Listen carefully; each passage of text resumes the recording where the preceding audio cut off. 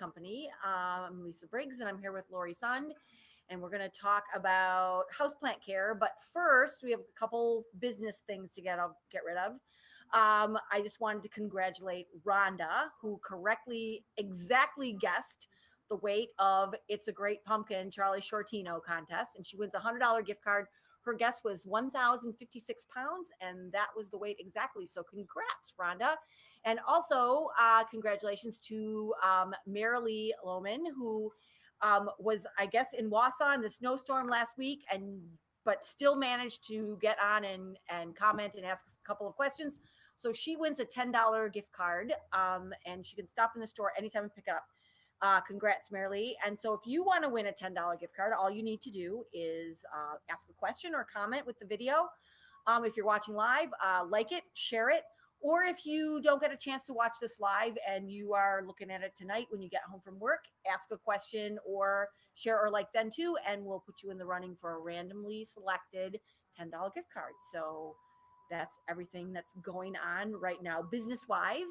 And so we are hoping, Lori and I, that you all have your houseplants inside. Because if you haven't yet, what do they look like, Lori? Yeah, after last night, they might look a little droopy. Yes. And I don't know that there's going to be much recovering from it because it was really cold. Got below 30. It did not get as cold as they forecast, because the forecast I saw said 24, which is really a very, very hard frost. And when I got up, it was 29. And Lori just lives north of Middleton. So Yes. she's right smack in the area. So Yep. We're hoping that you got them inside, and we're also hoping that you did maybe a little bit of insect eradication or some protection before you brought them in. But in case you didn't, Lori's going to tell us what you should be doing after the fact to make sure that you don't have any insect pests piggybacking into your house. So what are some ways that you can combat insects on houseplants? You can't use the same products you use outside. You can use a couple of the same products, but you want to start off with good observation of your houseplants. Yes. So really inspect them, get to know them again. Talk to them. Sure. I turn over every leaf and look at it, look in all the cracks and crevices, because that's where the critters will be hiding. A nice bath in the kitchen sink is always a good idea. If it's a big plant. Exactly. Yep. A little mild dish liquid is fine to use. Ivory liquid or one of the more eco-friendly dish liquids is good. If you do think you have insect pests, you can apply a systemic granule. If it's a large plant. Otherwise, I like the little houseplant spikes from Bear that are systemic. So you put a certain number of in depending on the pot size, right? And they break down as you water the plant, and the plant absorbs them as a systemic and poisons the bugs from the inside out. I had a customer in today, and she said that she has a grapefruit plant that she grew from seed, I don't know, 20 years ago or something. And she did not treat it before she brought it in. And she has sticky stuff on the leaves. And so that is a sign of either scale or possibly aphids. Right. And I told her that. She said she did not see any scale, that she had looked for it. But I said it was something that pierces and sucks. And what that is the excrement of the piercing, sucking insect, and it's dropping down in the leaves below. So when you see that, look above those leaves. Yep. She wanted to use a liquid systemic. Is there a liquid systemic that's suitable for houseplants?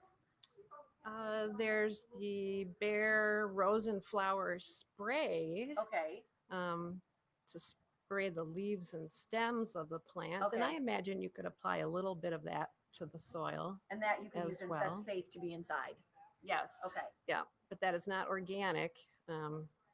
If it's something you think you're going to eat later, she could always start with neem oil. Okay. Which is a great organic insecticide. Perfect. So, and then I know that what some people, now that they brought their houseplants in, they're going to start calling us because things are going to start looking not their best. So they're going to get wilted, or leaves are going to discolor and fall off. What are some of the kinds of things that cause that, and how can people sort of combat those issues? That's totally normal as we go into winter with shorter days and cloudy weather, drier humidity, less sunshine for sure. The plants just can't support as many leaves as they can in better conditions. So they're absolutely going to drop some leaves, usually the older ones first. Right. So don't panic. That is completely normal. You would want to start cutting back on your watering schedule. Right. That will help tremendously because you certainly don't want to overwater things at this time Right. of year. Because they're just not actively growing at this time of year. Right. They're starting to go dormant usually. And anything else that people in particular should be looking for? You mentioned scale earlier, and that's a tricky one to ID because scale can look like part of a stem. They almost look like a little just woody bump on a stem of a citrus plant. I've noticed as people have been bringing their houseplants inside, we've been seeing a lot of people have been calling into the plant desk or stopping in, and they have little flies, kind of gnatty things, kind of flying around their plants, not necessarily doing anything to the plants, but flying around. And so those are fungus snaps. Yes. And those are almost always caused by keeping your plant a little bit too wet. Right. So going longer in between waterings should help that. If you can't get rid of them, there are a couple different ways. And those are, I think our favorite here is the little mosquito bits. Oh, sure. Gail's talked about those a couple of times. It's granular stuff that you sprinkle on top of the soil, and it gets soaked down into the roots, and it'll kill the larvae of the flies. And you can use traps too. So if they're just sort of flying around, and you can sticky traps work great. Make sure there's not water sitting in saucers underneath any of your plants. Okay. Another way to combat them without using chemicals is to put a layer of sand over the top of the soil.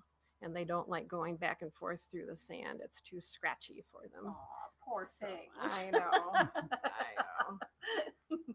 So is this the time of year that you should be repotting? It definitely is not a good time to repot unless you're in dire straits, you think the plant is dying or something, and you want to inspect the root ball. Okay. But otherwise, it's best to leave them be until late winter or early spring. Okay. So something else that people are asking about now, because we have Amaryllis bulbs in the store. Do we ever? All kinds of varieties. I don't know, what, 35 or 40-ish? It's over 40. Okay, sure. So something for everybody as far as amaryllis are concerned. But you might have some amaryllis that you had last year that you kept growing all summer. And so you should have started this process already, but it's not too late. It just means you won't get flowers at Christmas time. Right. So what are the processes if you brought them inside and you just have those strappy leaves? You need to go through a process called droughting, which is totally stopping watering. And it's easiest to do that if you pull the whole bulb out of the pot and take all the dirt off. And I've just let them lay in the basement, usually on newspapers for several days, and get super duper dry. And then I just throw them in a paper bag and wait 3 months, and voila.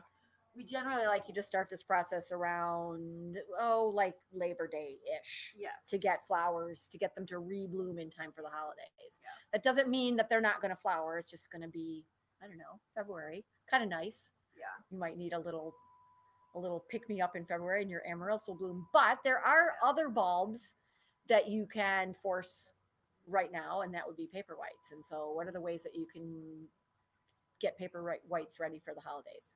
Yeah, paper whites are great because they need no chilling. They're all set to go. Right. They're very foolproof. A lot of people like to plant them in a nice bowl or maybe a clear vase so you can watch the roots grow. Right. Just in pebbles. Right. You would just nestle them down into the very top of the pebbles and fill up water just just under the base of the bulb. You never want the bulb sitting in water because they can rot. And they bloom really quickly within a couple of weeks.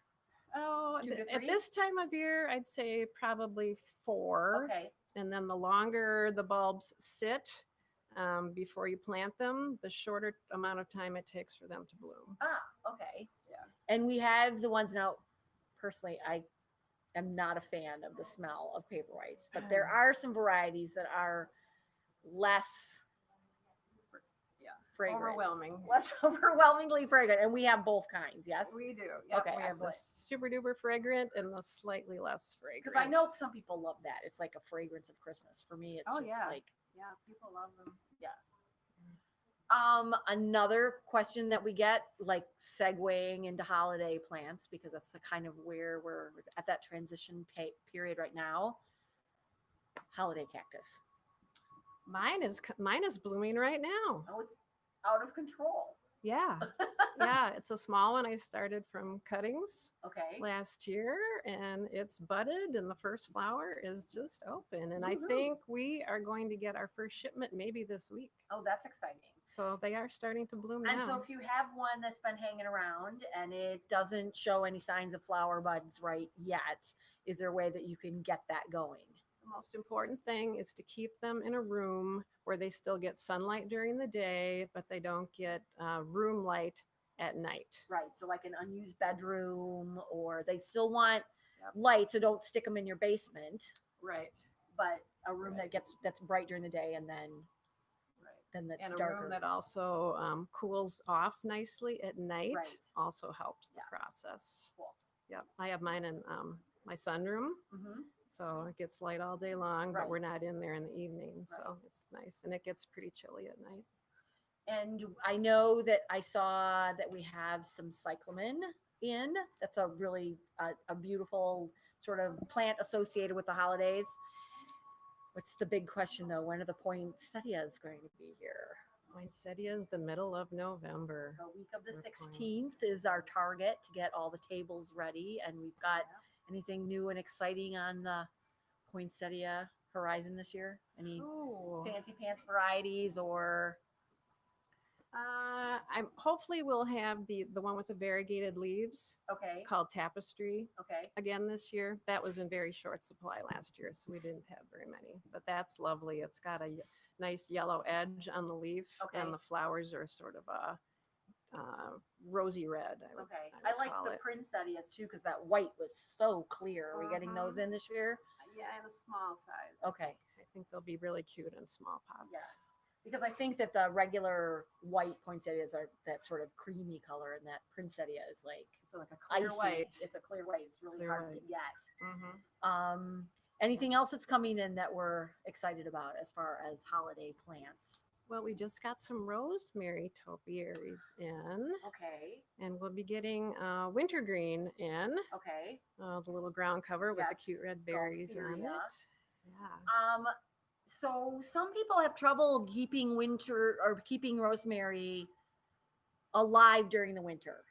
It's something about the heat in your house. So what are your tricks for keeping rosemary going so that you can then put it outside in the summertime? I think most people overwater rosemary. It can get quite dry. I used to have a large one. It almost looked like a shrub.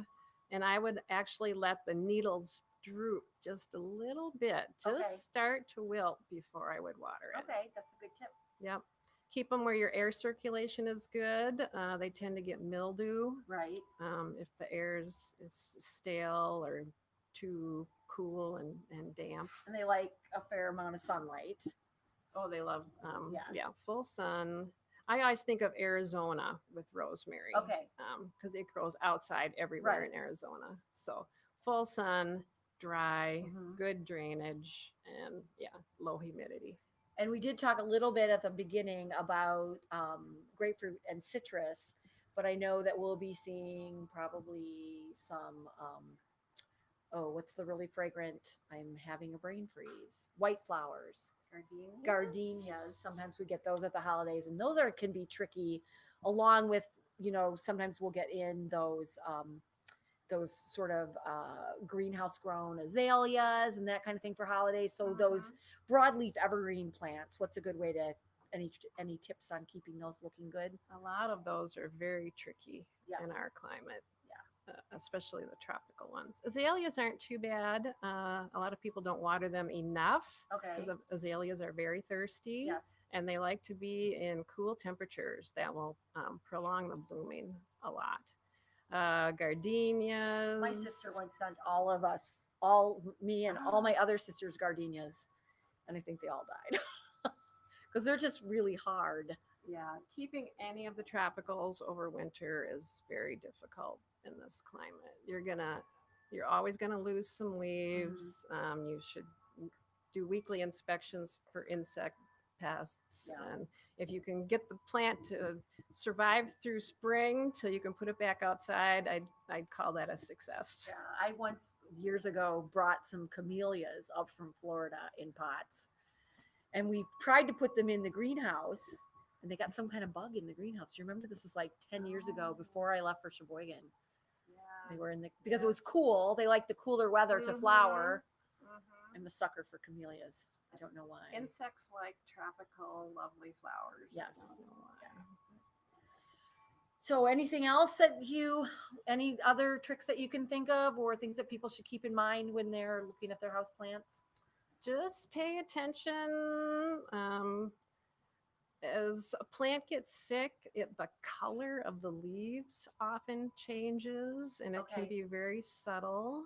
But if you know what your plant is supposed to look like in its healthy condition and you see the color start maybe turning a little bit grayish or yellowish, really do a thorough inspection because the sooner you catch something, so the get to know your faster. plants. That's the number one. Yep. The number one piece of advice. Like I said, we didn't have any questions today, but comment if you're watching this later or ask a question. We'd be happy to type out an answer and post it on Facebook. You can like or share this and you'll be in the running for the gift card that we will award next week. And thank you everybody for joining us. And we will see you next week at 4:00. And we may just talk Christmas because we'll be past Halloween. It's here. It might be time to talk Christmas, maybe lights or something. So we'll have something fun to talk to everybody about. So thank you for joining us. And